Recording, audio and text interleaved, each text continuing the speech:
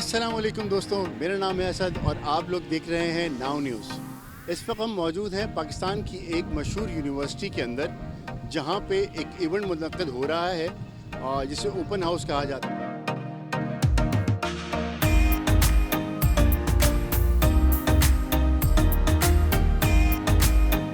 So first of all, I will introduce my team.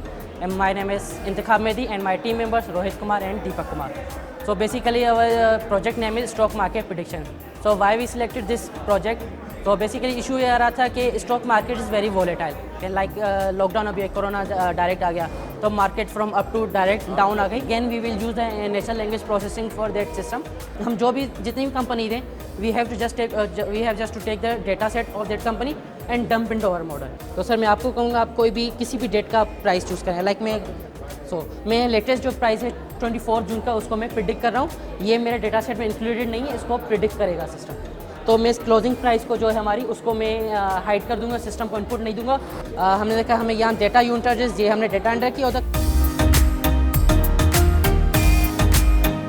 हमारा group है, ये शरियार बोला और ये है साइम और मैं हूँ मुतीबा। तो बेसिकली हमारा जो ऑब्जेक्टिव था वो ये था कि ड्यूरिंग क्लासरूम हम स्टूडेंट का लेवल ऑफ अटेंटिवनेस चेक करें कि वो कितना अटेंटिव है।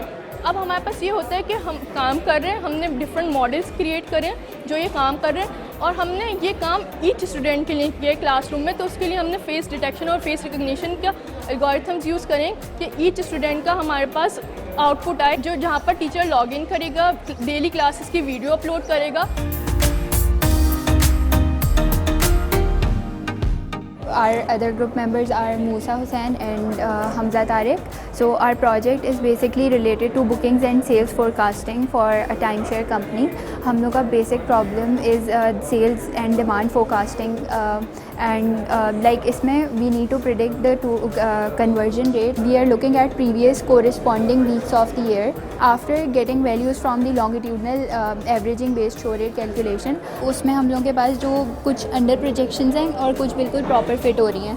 और हमारे पास इसके अंदर क्या हो रहा है कि कुछ ओवर प्रोजेक्शंस हैं बट हमारा ट्रेंड बहुत अच्छा आ रहा था। तो व्हाट वी डिड कि हम लोगों ने वी पिक द मॉडल्स जिन पे हमें बहुत अच्छा ट्रेंड मिल रहा था एंड वी मेड एन एनसॉम्बल और उससे हमारी लाइन इस तरह से फिट हो रही थी which was very close to the actual values. तो this was one model. So basically it was a research based problem. तो हम लोग का ये जो मॉडल है ये हम लोगों ने प्रपोज किया है which is not in any of the research papers.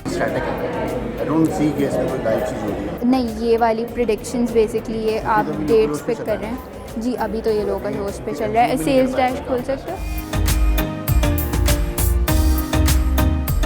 Project is fake review detection. Basically what's the need of this project is that many reviews are being spammed on different platforms. Either is it e-commerce or is it a Google Play Store whose detector Google Play Store App Store reviews at runtime.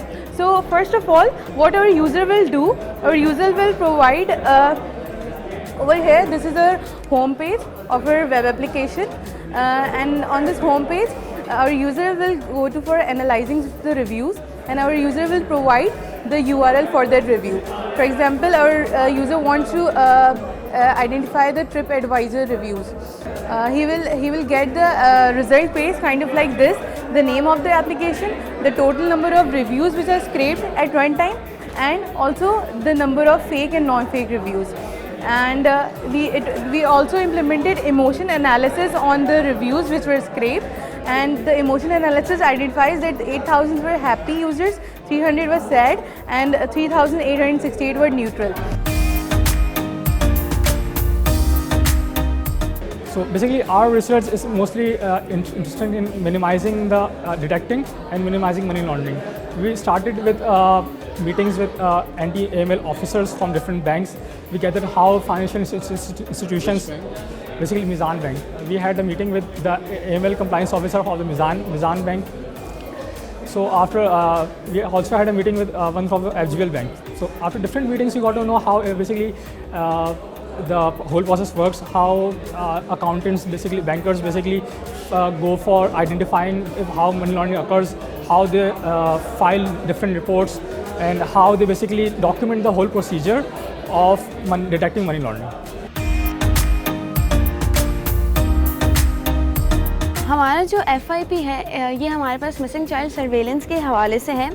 दरअसल हमारे पास problem statement ये थी कि हमारे पास जो है पाकिस्तान में missing child का रेशो दिन ब दिन इंक्रीज़ होता जा रहा है, जो कि 4000 5000 के एक रेंज पे आ जाता है। इसके लिए हमारे पास कोई सिंगल इस तरीके का प्लेटफॉर्म नहीं मौजूद था जहाँ पर हम जो है सिर्फ उसको मिसिंग चाइल्ड की रिपोर्ट के लिए यूज़ कर सकें। हमारे पास सोशल मीडिया मौजूद है, लेकिन सोशल मीडिया पर जिस तरीके से न्यूज़ हम डालते जाते हैं उतना वो पुरानी होती जाती है। तो हमने क्या किया, हमने सोचा कि हम एक ऐसा प्लेटफॉर्म बनाते हैं जो कि हमारे पास मिसिंग चाइल्ड जिनका खोया है वो यहाँ पर रिपोर्ट दें। एक ऑर्गेनाइजेशन है जो सारिम बर्नी की है, उससे इनकॉर्पोरेट किया है।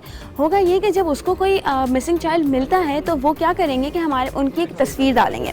तस्वीर डालने के बाद जो पेरेंट ने डाली है और जो सारिम बर्नी ने डाली है वो दोनों फेस रिकग्निशन के थ्रू मैच होगी। जो हमारा FIP है it's basically anomaly detection in real surveillance videos, real time surveillance videos. इसमें ये होता है कि जैसे we have different categories of anomalies like explosion हो गया, बर्गलरी हो गया, शॉपलिफ्टिंग हो गया। तो बेस्ड ऑन दोज कैटेगरीज हम लोग मशीन लर्निंग अप्लाई किया है, AI अप्लाई किया है, उससे हमने मॉडल ट्रेनिंग करके बेसिकली हमने मोबाइल फ्रेंडली एप्लीकेशन बनाई है जिसमें एक यूज़र जो है वो अपलोड करेगा वीडियो और फिर से पता चल जाएगा कि हमारी एनोमली है इन दैट वीडियो और नॉट। ये पर्टिकुलर एप्लीकेशन पहले वेब पे इम्प्लीमेंट हो चुकी थी, लेकिन हमने इसे मोबाइल प्लेटफॉर्म में ट्रांसफ़र किया with the mobile friendly model, mobile net model हमने यूज़ किया जो गूगल का मॉडल है। ये प्री ट्रेन मॉडल है इमेज नेट डेटा सेट पे, और हमने इसके थ्रू फीचर एक्सट्रैक्शन की है, इसी को फिर रीट्रेन किया है, इससे क्लासिफिकेशन किया और हमारी बाइनरी क्लासिफिकेशन हो रही है जो कि स्कोर के साथ प्रिडिक्ट कर रही है। एक्यूरेसी 84% है। जो ये पहले मॉडल इम्प्लीमेंट हुआ था उसमें 92% एक्यूरेसी थी।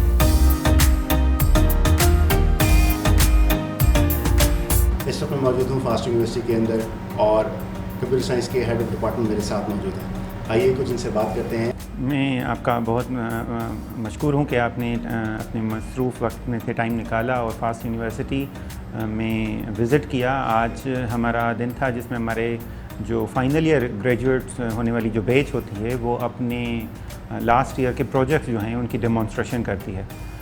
इसमें इस पूरी एक्टिविटी का जो एक एम होता है वो ये होता है कि जो स्टूडेंट्स जो अपने लास्ट ईयर के प्रोजेक्ट्स करते हैं उनको उनकी एवैल्यूएशन हो जाए, इंडिपेंडेंट एवैल्यूएशन हो जाए, जिसके लिए हम इंडस्ट्री से जो हैं वो पर्सन्स बुलाते हैं, इंडस्ट्री से जो हैं वो एक्सपर्ट बुलाते हैं, डिफरेंट कंपनीज़ के जो CEOs होते हैं वो आते हैं, प्लस डिफरेंट कंपनीज़ में जो सीनियर पोजीशन पर प्रोजेक्ट मैनेजमेंट पोस्ट पर होते हैं उनको हम बुलाते हैं यहाँ पर कि वो आएँ और हमारे जो स्टूडेंट्स हैं उनकी जो मेहनतें हैं, काविशें हैं, उनको एक नज़र एवैल्यूएट करें और उन पर अपनी क्रिटिकल और इम्प्रूवमेंट के लिए अपने अपने कमेंट्स दें। इससे ना तो सिर्फ एक तो एवैल्यूएशन हो जाती है, प्लस स्टूडेंट्स की जो मोटिवेशन लेवल है वो बढ़ती है जब वो डिफरेंट किस्म के जो इंडस्ट्री है जो बेसिकली उनको लेटर ऑन जॉब्स भी प्रोवाइड कर सकते हैं उनसे उनकी एवैल्यूएशन, इंडिपेंडेंट एवैल्यूएशन हो जाती है, प्लस उनकी जो क्रिटिकल कमेंट्स होते हैं वो उससे अपने काम में और निखार लेके आ सकते हैं।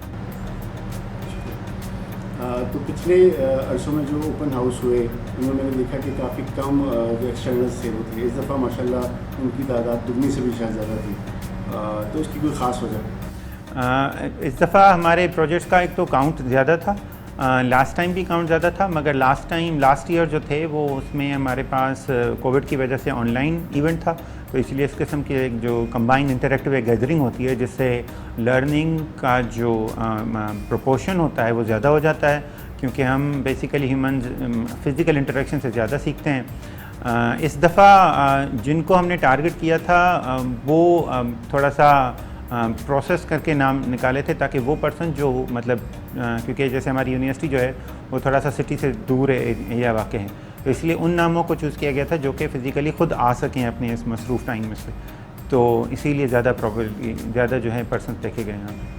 अच्छी बात है। तो इस पे जो प्रोजेक्ट के सुपरवाइजर्स होते हैं तो ये ख़ास कोई क्राइटेरिया रखते हैं कि इस लेवल के प्रोजेक्ट, क्योंकि समझा जाता है कि बल्कि ऐसा है भी कि फास्ट यूनिवर्सिटी के जो ग्रेड्स हैं वो आम यूनिवर्सिटी से थोड़े से अलग समझे जाते हैं और इनका, क्योंकि मार्केट में मैंने देखा है कि इनका पेरोल, इनकी जो क्या कहना चाहिए इनिशियल सैलरीज होती हैं इन लोगों से और लोगों से डिफरेंट होती हैं, तो उससे आप एग्री करेंगे? जी एग्रीड, बिल्कुल एग्रीड करते हैं। जैसे अगर आप पाकिस्तान में सॉफ्टवेयर इंडस्ट्री देख लें, क्योंकि फास्ट यूनिवर्सिटी जो है हमारी वो 5 कैंपसेस हैं उसके पाकिस्तान भर में। मेजर सिटीज़ में हैं, इस्लामाबाद में हैं, लाहौर में हैं, कराची में हैं और इसके अलावा पेशावर में हैं और फैसलाबाद में हैं। तो ये जो 5 कैंपसेस हैं जिसकी वजह से फ़ास्ट के ग्रेजुएट्स का काउंट भी ज़्यादा है। मगर इसके अलावा हम फ़ास्ट के ग्रेजुएट्स में, क्योंकि दिस इज़ द यूनिवर्सिटी जिसने bachelor degree program computer science में पहली बार शुरू किया था 1985 में, इसीलिए ही फाउंडेशन लेड स्टोन करने की वजह से जो कंप्यूटर साइंस में जो ग्रेजुएट्स की मतलब आउटपुट है प्रोडक्शन, वो फ़ास्ट से ज़्यादा है। प्लस क्योंकि हम इतने सालों से बैचलर्स डिग्री ऑफ़र कर रहे हैं, तो इसीलिए हमने अपने प्रोसेसेस को इतना इम्प्रूव किया है जिसमें हम हर चीज़ देखते हैं, ना तो सिर्फ उनकी इंडिविजुअल पर्सनस की जो टेक्निकल एबिलिटी है उसको इम्प्रूव करने में हम मेहनत करते हैं, बल्कि उसकी जो टेक्निकल एबिलिटी की जो डेप्थ है, ताकि जैसे टूल्स हैं या फ्रेमवर्क जो हैं वो तो टेक्नोलॉजी है, वो तो चेंज होती रहती है। जैसे आज हमारे पास जो फ़ोन है वो शायद 2 साल पहले मेरे पास नहीं था, और शायद जो आज फ़ोन है वो अगले 2 साल बाद शायद ना हो मेरे पास। वो स्टेटस क्वो है या टेक्नोलॉजी चेंज हो गई जो मेरे लिए ज़रूरत बन जाती है।